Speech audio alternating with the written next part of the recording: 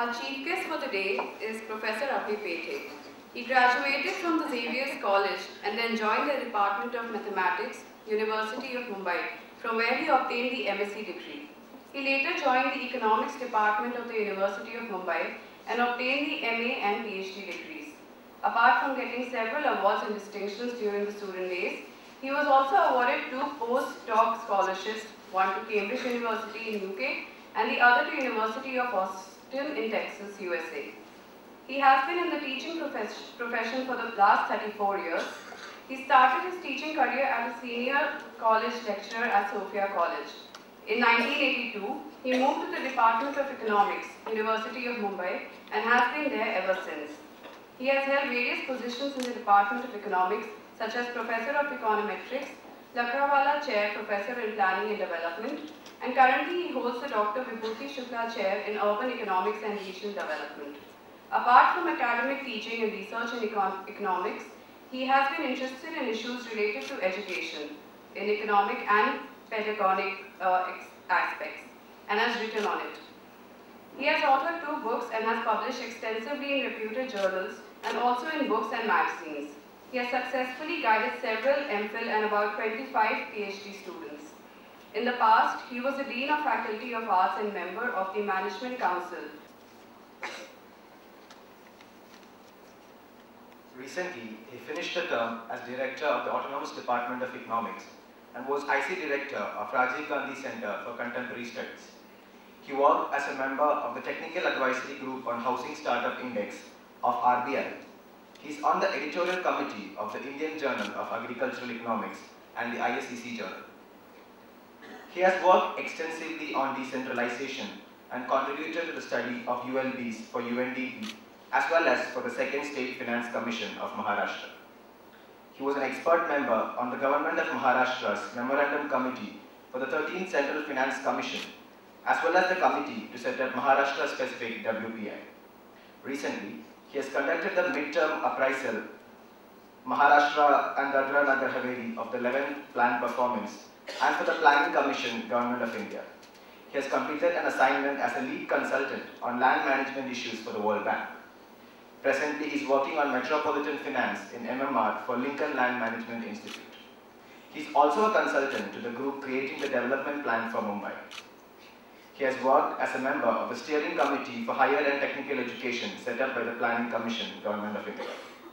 He was a member of the high-powered committee set up by the Government of Maharashtra to go into the issue of regional imbalance in the state under the chairmanship of Dr. Vijay Kelkar. He was a member of the 14th Finance Commission Memorandum Committee of Maharashtra. Currently, he is a member of the Management Board of the Gokhale Institute, Academic Council of TIS, Advisory Committee of MRLM and Research Council of TIS, and is also working on a few assignments for MCGM, the Maharashtra government and the Government of India. He is also mentoring a WBI e-course on sustainable land use planning. So we welcome you to deliver the lecture for today. Madam Vice Chancellor, Jyoti and other dignitaries and faculty members and student friends. Very happy to be here, and I must confess, when Jyoti asked me to come, I said that this was a celebratory function, so why this serious talk or something like that. And she said, no, we make our students go through this every time. So I am not to be blamed for what's going to follow. Although I can assure you that I'm not going to be terribly serious, at least in the delivery. And now these are some of the macroeconomic concerns that I have. And as Madam Vice Chancellor talked about the external sector, you will find I don't talk about it for reasons that may or may not be discussed by us. But let me begin by taking you a bit back in time. And this chart actually just shows you 2 things, I think. One, that in India we have this tendency to keep on beating ourselves, that we haven't done well on this front and there are these issues and that issue and so on and so forth. We have done quite a bit, and you can see that the per capita income has gone up considerably. The IMR has come down considerably, largely because of institutional deliveries and so on. But the second point is that we have changed the way our production structure was, and that has implications to some of the concerns that I will be sharing with you. Where we are today actually blasts the myth on which most of our generation actually was brought upon, which is that India is a rural country, India lives in the villages and stuff like that, which is rubbish. India is not a rural country, India is an urban country now, and it is urbanizing fast enough. Report-wise, a lot of people continue to report that they are involved in agriculture or something like that. Although as economists you must ask the question, what are 50-odd% people doing in contributing, you know, less than 15% of the whole GDP? Surely they should be doing better things than that. And manufacturing, if you see, has gone up, but not by that much. If you add up agriculture and manufacturing contributions, you see that there is a tremendous amount that is left for services. So we have again blasted the myth of primary, secondary, tertiary kind of thing. We have sublimated directly into services sector, which again creates certain concerns and issues for us. Now, this quickly again, before your time, most of your time. Nehru and Gandhi, how we've changed over a period of time from being Fabian socialists that Nehru was very impressed with thanks to his Oxford and Cambridge training, to Gandhi, who would go back to the villages kind of an idea and the village communes and so on. Ultimately, I mean, Nehru and Gandhi did not agree on their economics at all, and fortunately, I think Nehru prevailed, and that was not a bad thing at all, as far as I am concerned. Then we had Indira Gandhi. I'm going to quickly go through this and try and finish in what, half an hour, if possible. Indira Gandhi, for political reasons actually, more than economics, got into this commanding height socialism, and what she did was, I think, a mess with the banking sector when she nationalized it, and so that our banks did everything but do good banking for a long period of time, and our banks are still getting out of it and not really learning how to do banks. Rajiv Gandhi I mentioned because he was an outsider, and that's the first time when we started having this winds of liberalization and so on. Normally we talk of 91, but really it was Rajiv Gandhi's time when we had under VP Singh the long-term fiscal policy. You had a perspective, decentralization, reforms and so on that were happening at that time.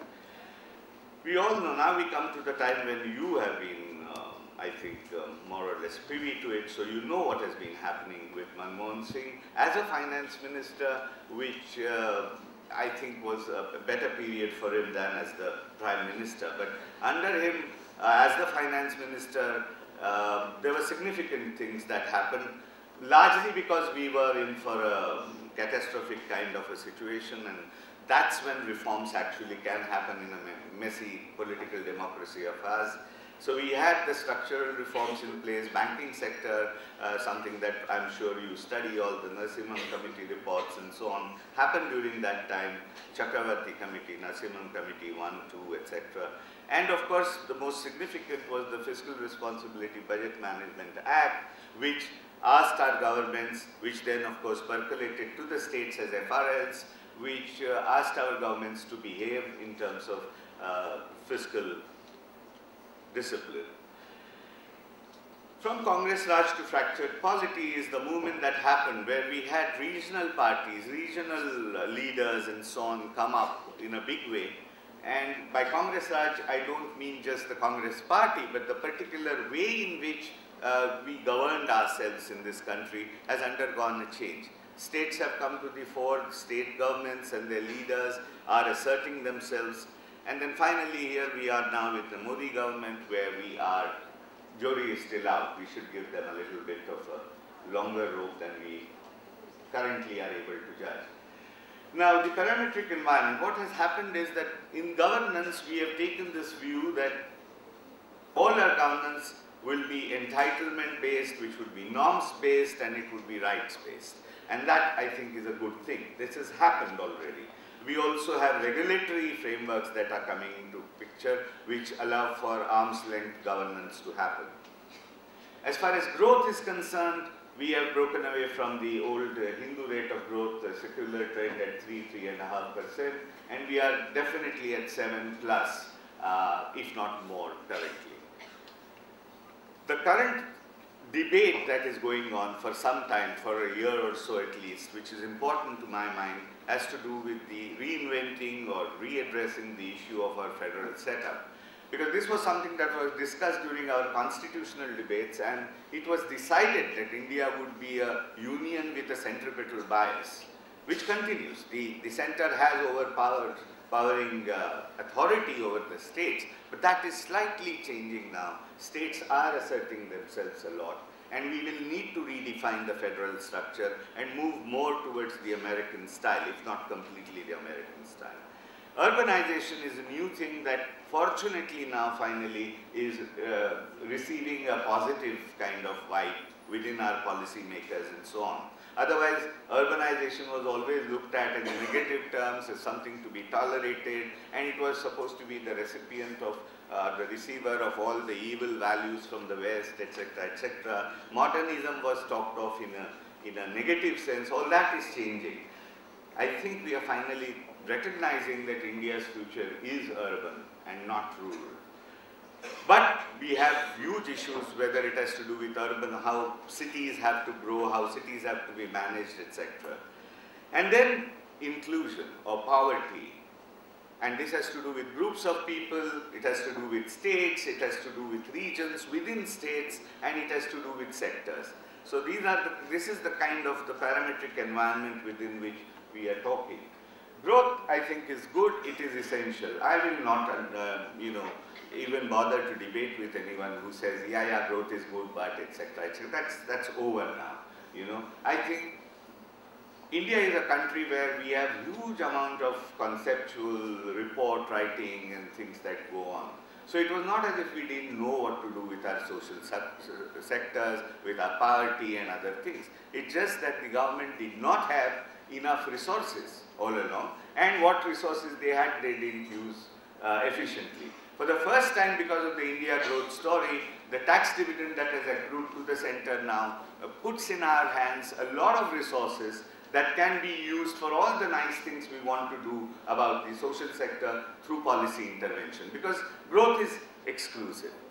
Talk about that. But growth is essential.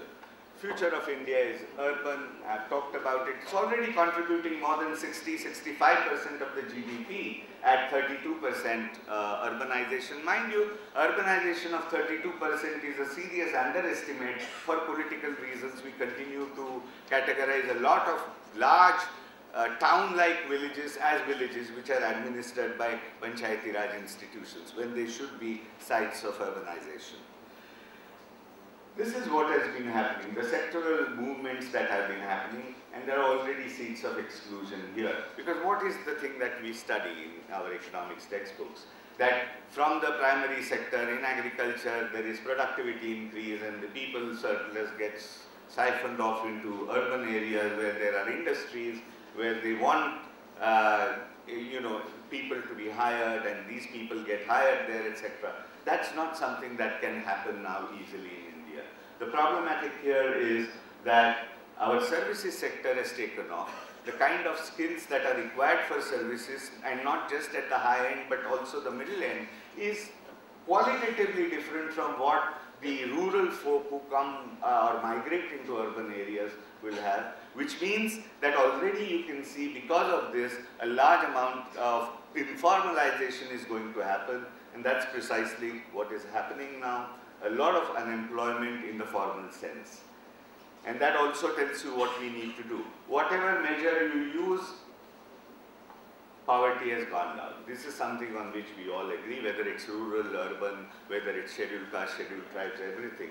Whatever categorization you want to do, poverty has gone down. Unfortunately, inequality has increased slightly, but it is coming down. And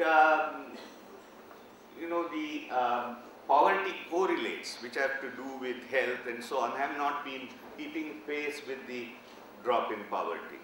And this is a concern. So India's story now is the story of her states. Federal setup I have already talked about. The Finance Commission, which is the single constitutional body for fund flow from the center to the states, continues to depend, and that is true even for the 14th Finance Commission, continues to depend on need and equity rather than incentives and incentive compatibility, which is a concern for me, because what's happening is that there are a lot many good states, progressive states, who now have started feeling that here we are performing, and instead of giving us a pat on our back, what the Finance Commission is doing is, it's saying, look here, you are doing well anyway, so you don't need, somebody else is still a laggard, so I keep on giving it to such states. And that is, I mean, I don't want to be alarmist and say that that would lead to balkanization, but that would lead to serious strife, as we keep on saying. Now, the other aspect of what has happened because of the services sector is, as you know, the states cannot tax these things, which means that the states have to take the responsibility of providing infrastructure and so on for these activities, economic activities to happen, but they don't get the tax dividend. The tax dividend goes to the center, which means that the fiscal space with the states to do all the interventions, whether social or otherwise, as per their needs, is seriously diminishing. And that is a worry for me. Anyway, state-specific competition is on the rise, and this is not a concern, this is a good thing. These are areas of contestations now, and this is where the whole thing is playing out. As far as human development is concerned, the good news is that there is not much churning, but catching up is happening. That you are finding some kind of a convergence, whether you look at regions, whether you look at states, whether you look at male, female, whether you look at categories that we do in this country. Whatever categories or categorization you want to do, you find that there is a convergence. You can always complain that this should have been faster, etc., but convergence is there, there is no divergence at least, and that's a good news. As far as the growth and income performance of states are concerned, of late, what one is seeing is that earlier, in the beginning, what one was finding was that the poorer states were doing not so well, and that was a concern. But of late, in the last 6 to 7 years, what one is finding is that the poorer states are catching up. Partly, if you look at the growth rates, you will understand with a little bit of statistics that there is a base effect involved also. But despite that, I think there is some amount of catching up that is happening with the poorer states, catching up with the richer or the more progressive ones. So how does one tackle, the issues that we have? I think growth, governance, education, employment, labor and land. These are the points on which I want to elaborate a little bit. And I said this already, that economic growth is essential. It is non-homothetic, which means it's exclusive. So don't come back and say that, yeah, but this region is like, that's the nature of growth. And that's the reason why governmental policy intervention should address to rectify this. And that's why we study Albert Hirschman's theories of backward linkages and slowly everything going up, etc. So, but it allows for dividends-based intervention, and this has to do with the structure of production structure. I already talked about the problem of the fiscal space for the states. Governance, I think, is the key in all of the things. And by governance, this is not some grand idea or anything like that. It has to do with the bricks and mortar of the stuff. It has to think about the processes and the number of windows, what economists call as the transactions cost.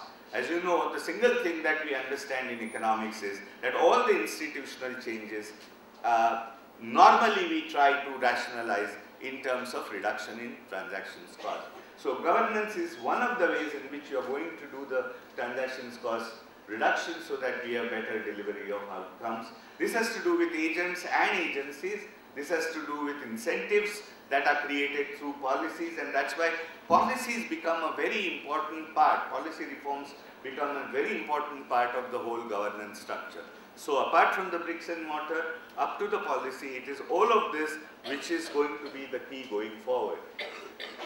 I think now we have finally understood this obvious thing to us economists, that employment generation is the only tool for eradication of poverty and true empowerment. Not digging holes and filling them up, not Narega, not all of that. All of that is required because temporarily person has to survive. So it's only a short-term, hopefully self-defeating kind of CSS that we are talking about. But we also need to look at the employment multipliers across sectors. And employment multipliers across sectors will tell you that we cannot but invest and have greater impulse in the manufacturing sector. And India has this tremendous problem, which is that we have the missing middle. That's another characterization of the Indian economy. We have very, very small enterprises, we have large enterprises, but we do not have anything in the middle. The problem is in the middle you have apparel and textile industries which are hugely employment generating. So that's going to be a problem. Formal employment is decreasing.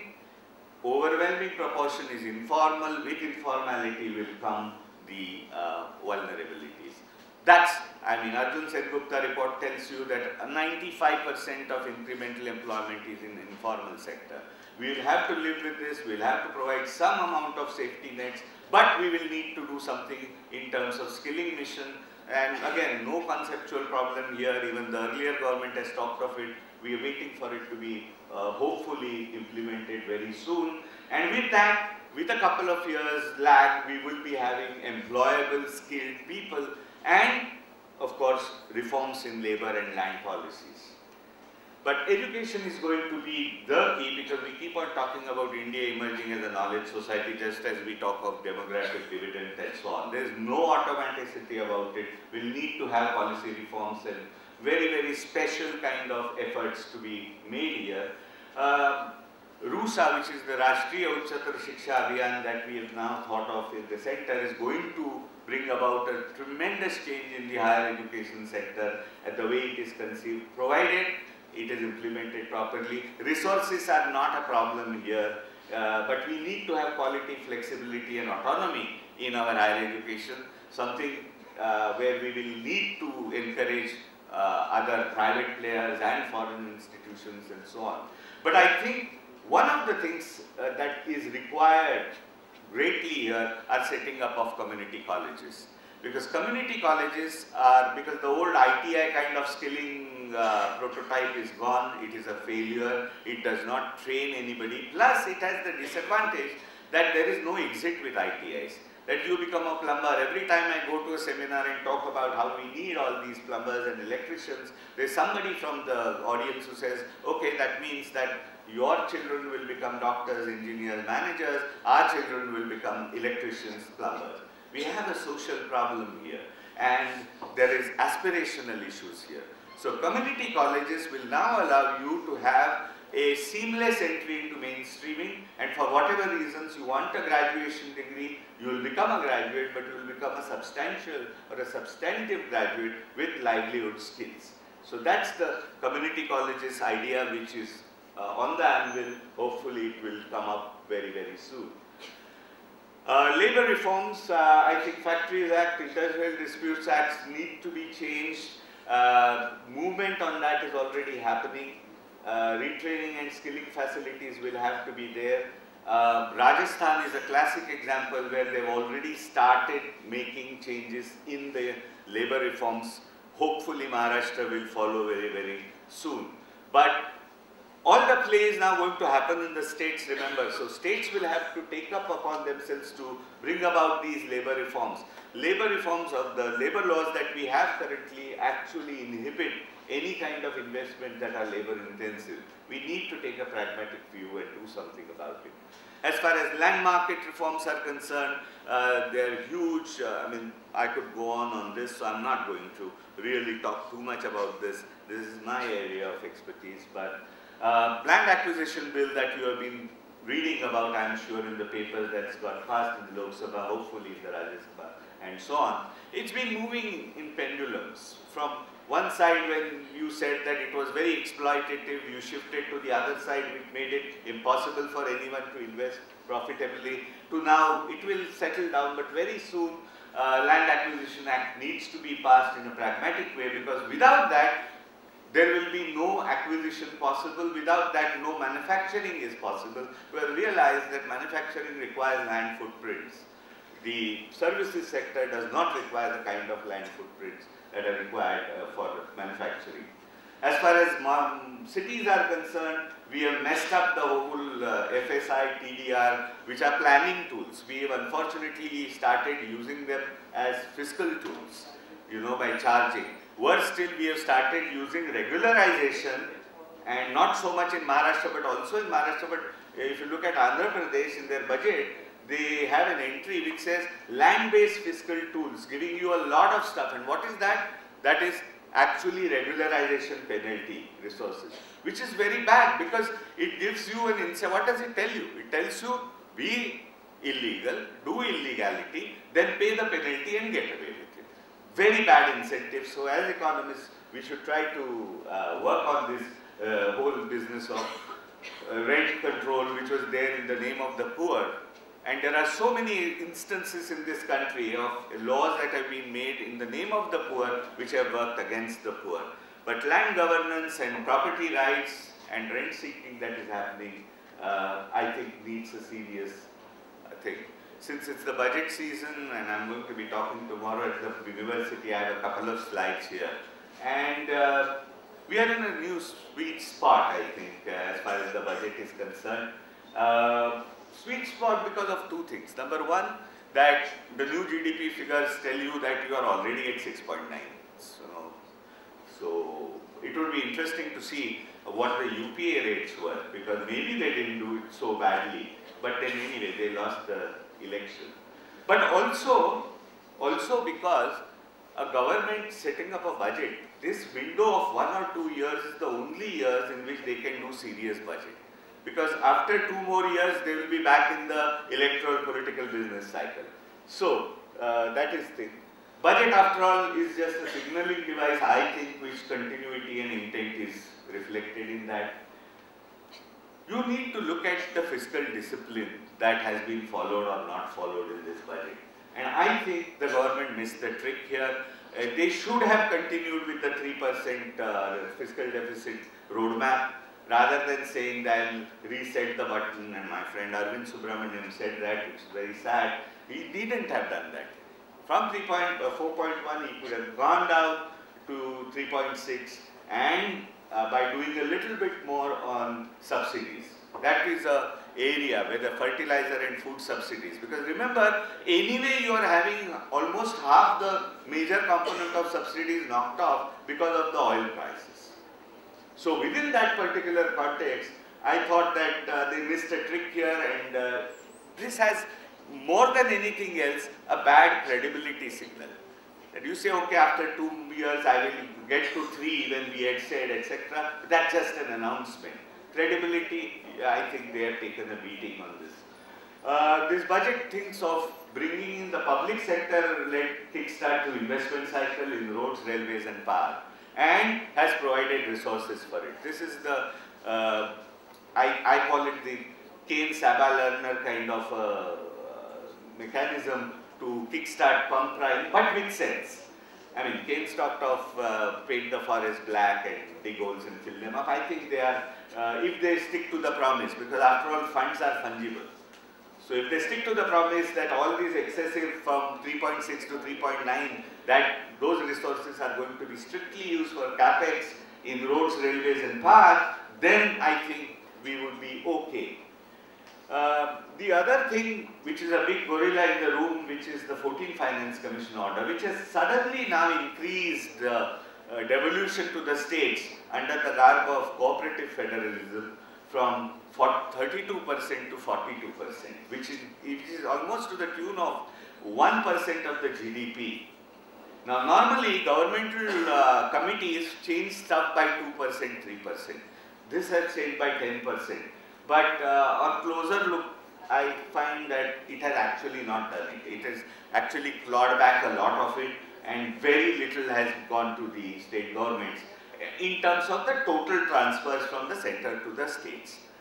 The problem is that the Finance Commission devolution are untied grants. Whereas the earlier transfers we talked about, which were to the tune of 59%, now we have about 61%. But of that, a large component is going to be untied grants, which is good for the states, but with the proviso that if states are responsible in using these resources. I am not entirely sure that without a little bit of administrative arm twisting from the center, a weakened center and allowing the states to use the monies as they would, and there is an urging that you should use it for this, that and the other, because they have folded in some of the better CSSs, like the NRHM.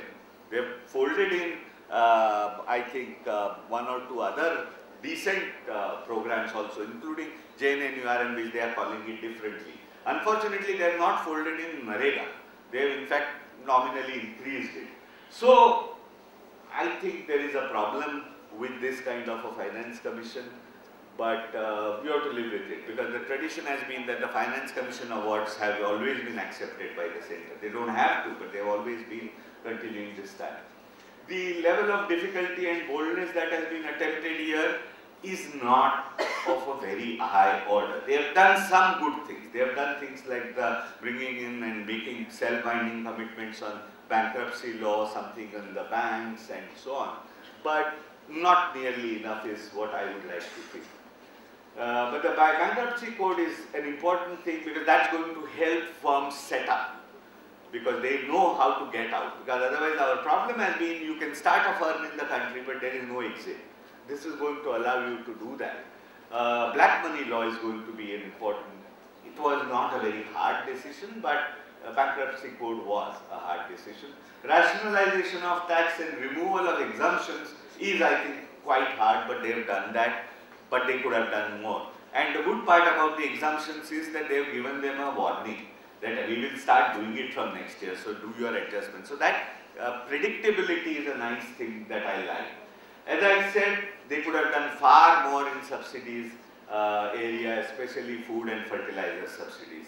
But they have not been able to take on the politics of it, either the Gulab lobby or the politics of urea. They have not been able to handle at all. The other things like Make in India, Swachh Bharat and Skilling Mission, all of them find resources in the budget, which is good, which shows that the budget is consistent in the sense that they are just not talking on something and then there are no resources. I think there are resources. So, I think steady stone filling with growth impulse and a bit of inclusion through all kinds of Bima Yojanas and so on is what I think. Finally, reforms will be Modi style, which means no big bang. Modi is no Nehru. There is no grand vision, but he is an implementer, he will do stuff. Administrative reforms, labor law tweaking, weeding out of laws, already begun decontrol of petroleum prices. All these good things have already happened. Importance of fiscal responsibility already recognized, and in that context I think that little bit of 3.6 to 3.9 is back. GST on the way, credible commitment is a good thing. Energy security is very, very important, and we need to build it now in the next couple of years when we have a window of opportunity, because we are a serious, responsible nuclear state. Very few people realize the connection. The connection is, if as a nation we get into trouble, we are not going to get the kind of treatment we got from the IMF earlier. Because today the IMF has a huge hold of China, unlike the US. The whole thing has shifted in favor of China, which means we have to be very, very careful. In closing, there will be a decisive growth impulse. Governance is the key. Policy paralysis is what we are trying to shake off. and that's perhaps one of the reasons why I did not focus on what Madam Vice Chancellor was talking about, the external sector. That's not too much of a concern for me. But in fact, I feel bad sometimes when a country like India starts talking about what's happening in Greece and so on as affecting us. I think as a closed economy, savings at 34%, investment thereabouts, with a reasonable ICOR, we should be at 7, no matter what happens in the world. We are not at 7 because of our investments have got stuck halfway in the projects. And that's what this government is trying to do, and hopefully with people like Gadkari and Suresh Prabhu that will happen in railways and roads. The credibility part of the institutional overreach, I would just spend a moment here, because you know, every time the CAG does something or every time the Supreme Court does something, we all are quite happy. But remember, in the long run, it's a matter of concern for me, because these institutions are overreaching themselves. One can argue that they are doing this because of the executive failure. But in the long run, I don't want the judiciary to be so intervening. I don't want the CAG to be commenting on policy making. You know, so that is a concern for me. The good part is good governance is good politics, is being, you know, at least at the state level, good chief ministers are being returned, which is quite different from the earlier times. You will perhaps not remember because you are too young, but when Krishna did some good stuff, he got voted out. When Tamil and this Chandrababu did some good stuff, he got voted out. So earlier that was a bad signal for politicians, that I do good reforms, I do good stuff, I don't win.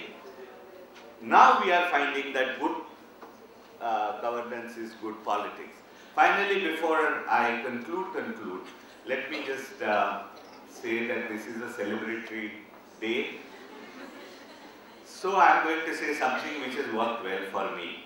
Now this is what I could call as a live gyan, which I am sure you don't want, and that's the way you should be. Don't listen really, listen to what we old people say. Today you should be thinking of taking the world apart and putting it together, because unfortunately we haven't left a very nice world for you, and for that apologies, but nevertheless you have to carry on and do good stuff. But be yourself, and you know, 3 things that have worked for me to lead a completely stress-free life. One is, never lose the sense of perspective, because here and now sometimes we get tied up and stress about what will happen in tomorrow's paper, how will I do.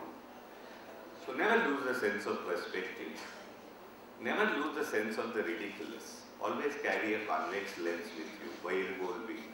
Look at life like that. And develop and cultivate an ability to view yourself, look at yourself in the third person. If you did that, life would be wonderful, and I hope it will be wonderful. Thank you very much. Thank you, sir, for enlightening us on our macroeconomic conditions. And this is indeed a crucial juncture for our countries race to be a superpower. And so we'll definitely imbibe your advice, considering the amount of stress we go through in our undergraduate and graduate programs. Thank you, sir.